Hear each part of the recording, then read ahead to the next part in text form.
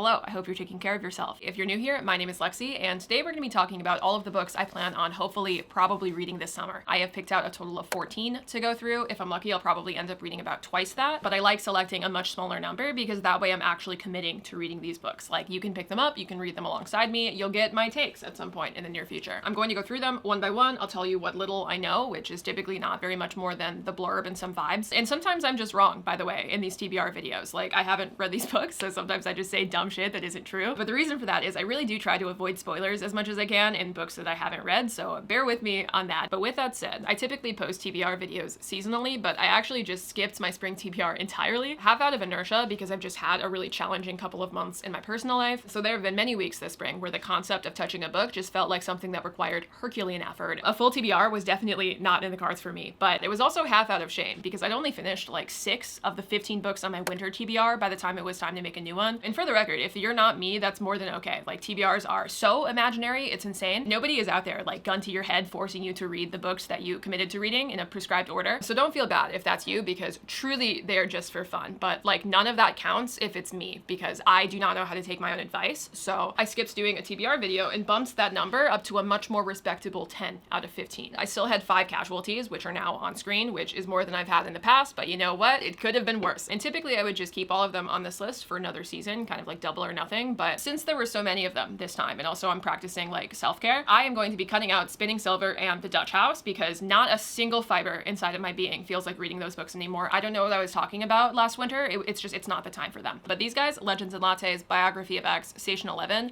they're cool, okay? They can stay. If you want my descriptions for them, you can check out my last video. I'm not gonna bore you guys by talking about them again. And if I don't read these by my next TBR, then you guys have full permission to egg my house, okay? I will allow it and I will deserve it. But moving on to the new additions in this list, can you tell that I haven't recorded myself doing anything in weeks? Jesus Christ. I broke them up into 3 mostly imaginary categories, just for fun, just to have a good old time. And first up, we have books that are like chicken soup for the inner child. I have not yet let go of summer break as a concept, even though I'm never going to experience a summer break ever again unless I take some kind of weird sabbatical. Honestly, realizing that was just the most recent example of understanding the audacity of adulthood, that you just have to like live without that and work until you die. You have the chance at financial freedom, I guess, but like at what cost, you know? I would personally rather just like lay in a field all afternoon and eat freezer pops in perpetuity, but in lieu of that, I picked out a bunch of young adult books. And first up, we have The Naturals. This is actually the first in a 4-book series about some kids who are in the FBI because they just have like super big, massive brains and exceptional talents that have made them really good at solving crimes. And the FBI needs them to do just that. There's nobody else who can, just the teenagers. It's so stupid, but I do love shit like this. Like, the premise reminds me a lot of None Shall Sleep, which I thought was criminally underrated by the masses when it came out. Because dude, if you can just suspend your disbelief and allow there to be teen FBI detectives and teen serial killers, like just allow that to make sense, then that book is so fire. I will only commit to reading the first book in this series, but with that said, if I don't hate it, I feel like there's a pretty good chance that I'll just absorb the other 3 in like 2 days. I just get that vibe from it. Like, it's some teens who are solving some crimes. I think there's also a love triangle. It's cliche, but you know what? Sometimes you need to munch up on some cliches to remember what it feels like to be young. The only complicating factor is that this is by the same author as The Inheritance Games, which was that really popular kind of Knives Out cozy mystery young adult series. It also has a love triangle, God bless. And the first book in that series was a banger. I really liked it, but the second one was so disappointing to me. Like, it felt so pointless that I didn't even pick up the third book. I just kind of spoiled it for myself online. And then I was still disappointed, by the way, with who she ended up with. I knew the entire time that she would pick the worst man, but then somehow it still shocked me when she actually did. But milking that first book, which was so tight, it was so well done, into a whole series, truly, it was an insane decision that was like for the coin and the coin alone, which I respect. Like, get your bag, but the reading experience was ass. So we'll see if this series is the same or if it kind of like justifies itself to be this long. But next up, I have The Spirit Bares Its Teeth. And this is maybe the book that I'm most excited for on this entire list. I feel like I've been meaning to read this for over a year. Since it came out, I feel like it's been constantly in the back of my mind. But I don't know how to read new releases, even when I'm really excited for them. That's something that you're gonna learn on this channel. So I've been putting it off consistently, even though I'm pretty sure that I'm going to love it. But this is by the same author as Hell Followed With Us, which is a young adult dystopian kind of horror sci-fi, almost. Lots of genres inside of this book. Very, very quickly, this is about a kid named Benji who escapes this evangelical death cult that was also responsible for the release of this like giga zombie virus that had kind of brought upon the ends of the world, not completely, but it's getting close. And on top of that, Benji, who's running away, he was genetically engineered like during his lifetime to transform into this monster that's capable of controlling all of these zombies that are running around. And the idea is that he will bring about like part 2 of the apocalypse and like really end the world this time. Except he does not want to do that. And also he's trans, which, as you can imagine, like evangelical death cults, this might shock you, but they're actually not the most accepting of such things. So he's being hunted down by them after running away, but he manages to find this commune of like queer teens who had managed to survive up to now, and things kind of start to cook from there. But I read this a year and a half ago, and I thought it was badass. It's culty, it's graphic, it's like extremely gruesome. I mean, fair warning, it's got a lot of body horror and just crazy shit happening all of the time, but I really liked how subversive it felt, especially as a trans story that is literally about transformation. Like, the metaphors in this are not very subtle, but they're fantastic. And it was just really unique. I feel like I'd never read anything quite like this before. And it was also the author's debut. And this is his second book, and it's so different in terms of vibe, but I also think it's even more up my alley, if you can believe that to be true. This is also about a trans boy, which is really the only commonality that these two books have, but the main character's name is Silas, and he's growing up in 1880s London, which is also not very hospitable to trans youth, as I'm sure that you can imagine. I mean, arguably it's even worse than the apocalypse, but Silas was born with the ability to commune with spirits. So his destiny is basically to marry into this like little secret ghost society and be a very posh and put together secret ghost society wife. And Silas is not a fan of this for so many reasons. So he ends up running away from his arranged marriage and then getting caught and sent to this finishing school, where the idea is that he'll either shape up and become this perfect and obedient wife, or he will be shipped away to disappear forever with all of the previous problem children and wherever they have gone, which I cannot imagine is a good place. But it turns out when he gets there that there are weird things happening inside of this academy. There are secrets, there are things afoot that he has to investigate, and anything in an academy is already made for me. Like, that's one of my favorite settings for books of all time, and genuinely there's not a doubt in my mind that this is going to be fire. Also, I just want to say that whoever designs his covers deserves a raise, because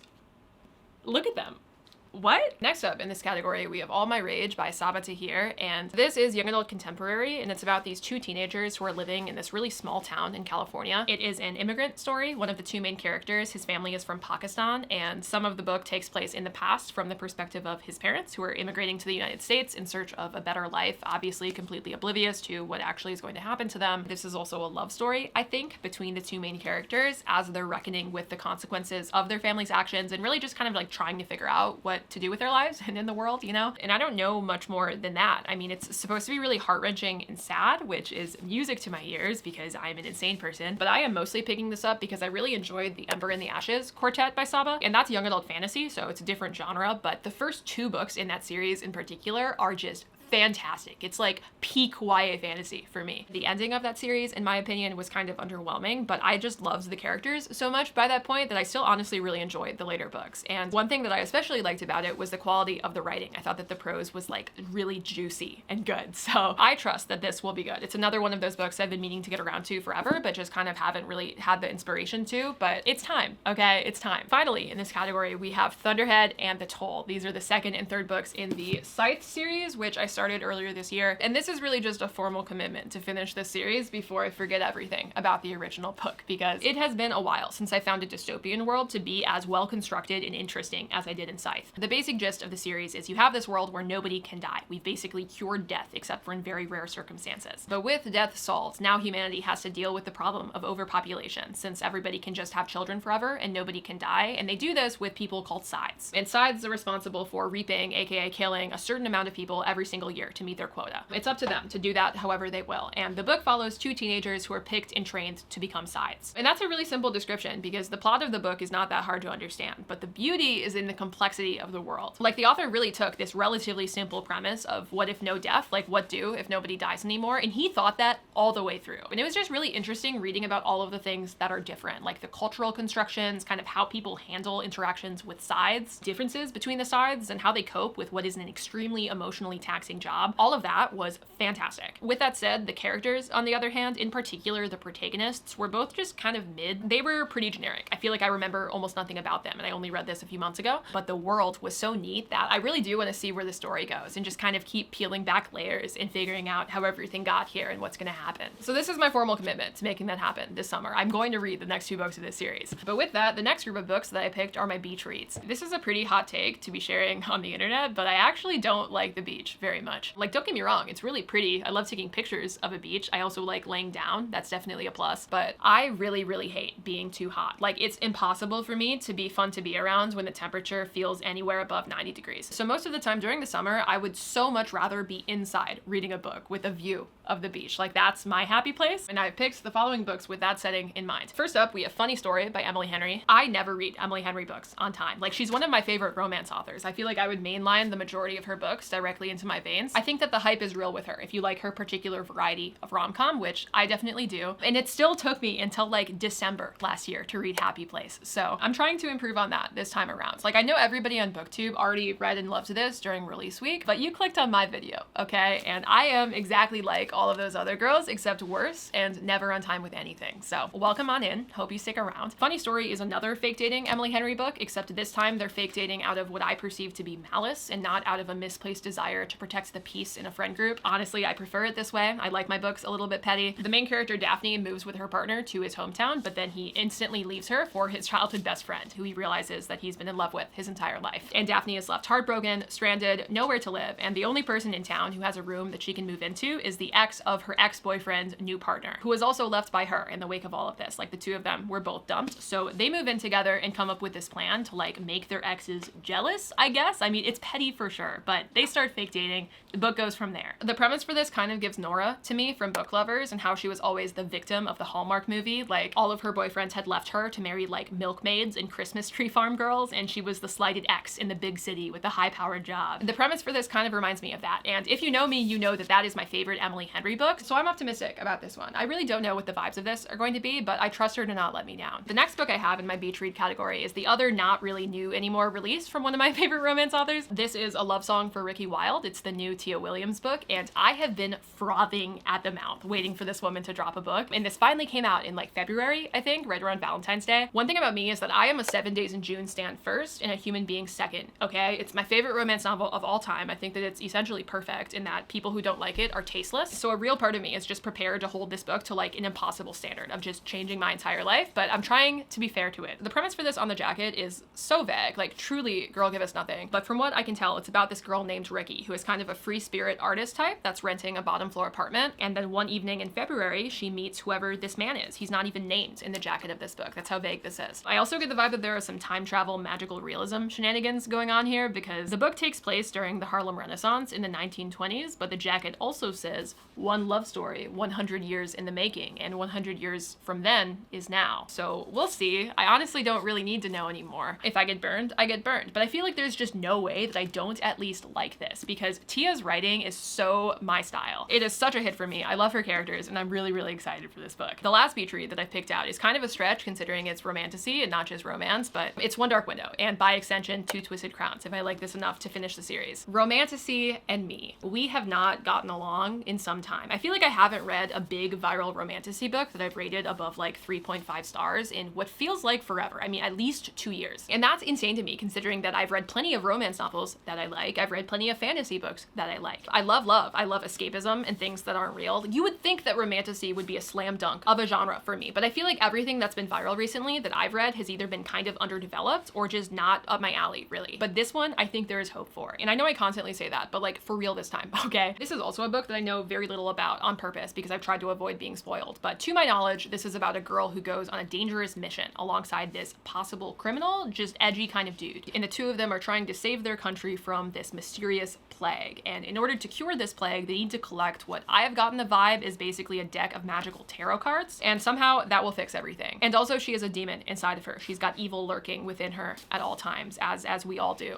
I tend to enjoy quest fantasies as treats sometimes. I like that as a background for romantasy because it gives them something to do other than just like gaze longingly into each other's eyes. So that's definitely a draw. But mostly I feel like I've just seen a lot of the voices that I trust that have disliked some of the same romantasy books as I have. They've really enjoyed this. And sometimes I feel like even more than whether or not I like the same book as somebody, my tastes tend to be the most similar to people who dislike the same books as me. It is a kinship that I have with some other creators, and almost everybody that I trust in that way has liked this. I've also heard for the record that the sequel is even better, but I will not commit to that at this time. I need to like this first. I need to have at least one romantasy book that I enjoy. Pray for me. You know, I wish every day not to be the hater that I was born to be. Okay, the last category for this video is the loosiest goosiest of them all, but this is hot girl books, okay? These are books that are best enjoyed at the crack of dawn, on the elliptical, iced coffee in the cup holder, like a scheduled acai bowl pickup order on standby for breakfast. I would even drink coffee, but sometimes I wish I had the vibes of someone who did. I wish I had like the raw energy of somebody who goes through life wearing matching loungewear sets and like goes to bed before before 11 p.m. I guess I sometimes wish that I had a normal brain and body with normal capabilities, but you know what? Don't we all? Anyways, this is my stretch category. These are books that take more thoughts to read and enjoy than the rest of the books on this list, but these are also the books that I feel like I'm going to want to talk about the most after I'm done. Like the potential for intellectual cafe chats with friends, very high in this stack. First up, we have Our Wives Under the Sea. Sometimes I just receive enough comments about like niche-ish books that they just worm their way into my skull until they're all I can think about. And this is definitely one of those. It's horror, I think, and it's about this woman named Miri, whose wife Leah has recently returned from this like mysterious voyage into the ocean. She's a marine biologist, and ever since her wife came back, she has just been clearly fucked up and traumatized as a result of whatever really bizarre thing happens when she was away. But she's not talking about it, whatever it was, with Miri, so she has to essentially figure it out on her own in order to help her wife. I've been given this book as what feels like an extremely targeted niche recommendation by several people at this point in my comments, and I finally saw it in a bookstore a couple of weeks ago, and I was like, you know what? It's time. Like, I cannot rest, actually, until I finish this book. So I picked it up, and I haven't had the chance yet, but I anticipate that I will be reading this very, very soon. I've heard it's soul-crushingly sad, very well written, extremely weird, all things I tend to enjoy in books. So this will be on my docket pretty soon. Okay, my next hot girl book is The White Album by Joan Didion, and I am a classics hater a little bit. I mean, not really, like I have no actual beef with classics. I respect all of the books that influenced all of the books that we have today. I appreciate any book that was meaningful to anyone, past, present, and future. And actually, I have an extremely strong opinion that it's insane to be reverse elitist against classics. I see that sometimes, and I think it's like so ridiculous, but that's a video for another day. The point is, I have found that I do not typically enjoy the process of reading almost all of the classics that I've tried to read in my life. And I'm defining classics here as influential novels that were released greater than 40 or 50 years ago. I'll be the first to admit that I have a cooked attention span. Like, I'm extremely easily bored, and I also get very lost in the weeds when I dislike a writing style, especially if it uses antiquated phrasing or vernacular. And I'm petty, but I'm also self-aware, and I hate that. And when a book is both kind of boring and also written in a way that is pretty antiquated, there's just no hope for me. I mean, like, AP Lit in high school convinced me I hated reading for like 3 full years of my life, which is categorically untrue. I mean, look at my YouTube channel. You know, and I even came around on reading some pretty dense literary fiction as an adult, as long as it was modern. But classics have just always felt pretty unrewarding